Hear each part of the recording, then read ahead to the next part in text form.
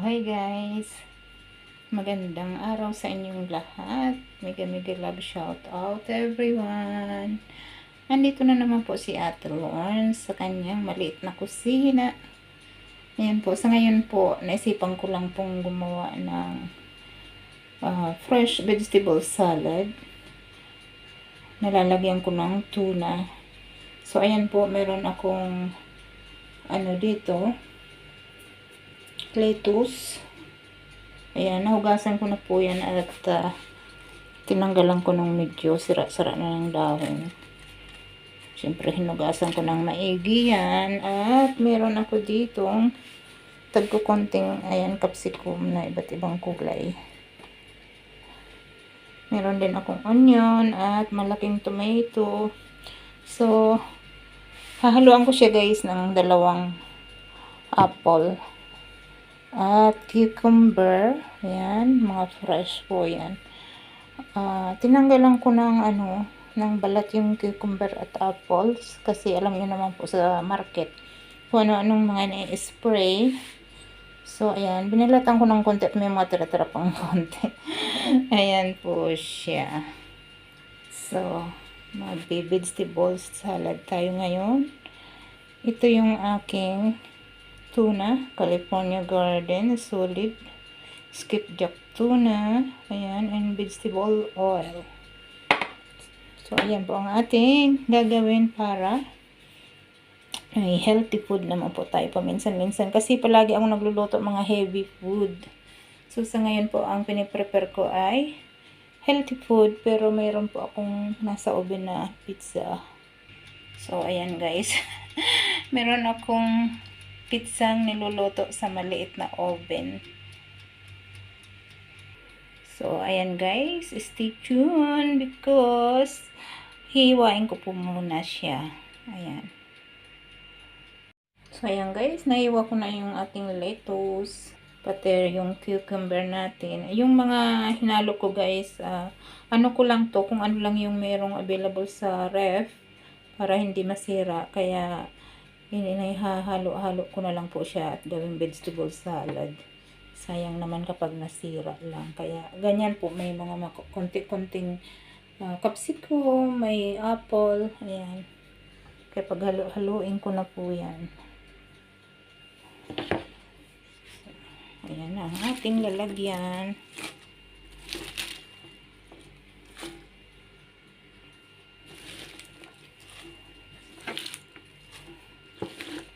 Ayan, paminsan-minsan naman kumain tayo ng healthy food. Ito guys. Kasi si Ate Lon palaging nagluluto, heavy food. Naglalakihan na kami guys. So, ayan. Basta today lunch time. Hindi ako magluluto ng rice or ano lang, ito lang po. Ayan, fresh vegetable salad with tuna. At yung pizza, hindi ko alam kung ano pang meron akong pwedeng i-hain mamaya.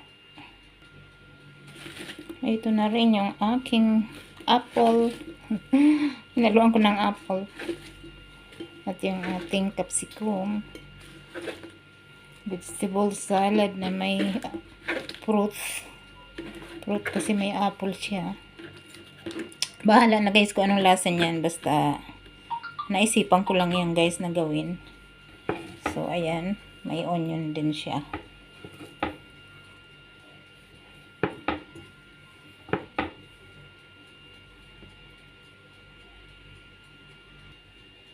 At ito na rin yung tomato. Puno na yung aking bowl guys. Malaki yung bowl ko pero puno na siya. Kailangan ko siyang ilipat para mahalo ko kapag nilagay ko na yung tuna. Ayan o. Puno na siya. So ayan guys. Naghugas ako ng isang mas malaking lalagyan para diyan ko siya haluin kasi dito punong-puno siya. Hindi ko pa nilalagay yung tuna. So, ayan, ilalagay natin para maihalo na natin yan.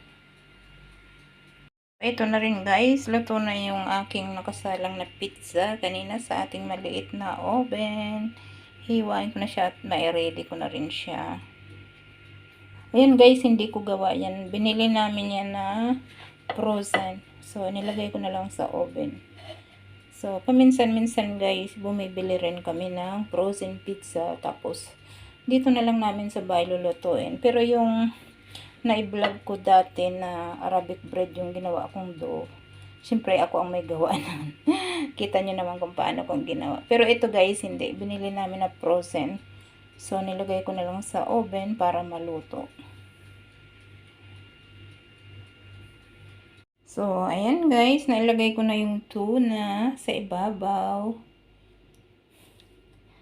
At hindi ko pa yan tinitimplan guys, hindi ko pa nilalagyan ng asin. So mamaya ko na lang siya lalagyan ng asin, ng lemon, at kung ano pang ano, konting olive oil, ganun. Mamaya ko na siya lalagyan kasi hindi pa kakain. So ina-ready ko lang siya. Kasi kapag nilagay ko na yung ano niya, yung lemon, parang maano yung dahon ng lettuce natin.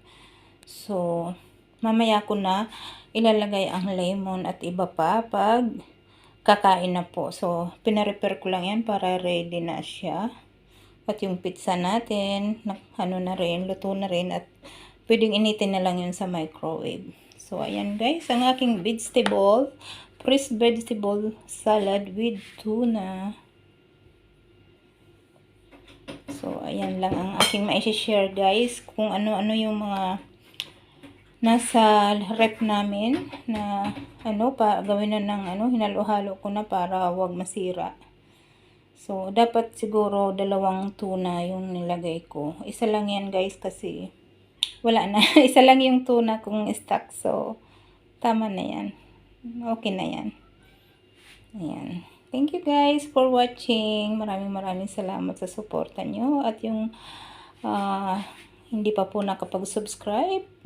Pwede nyo rin pong i-subscribe kung gusto nyo at pakiclick na rin po ang bell button at ilagay sa all para notified po kayo sa mga susunod na video. Thank you so much. See you next video guys. Maraming salamat.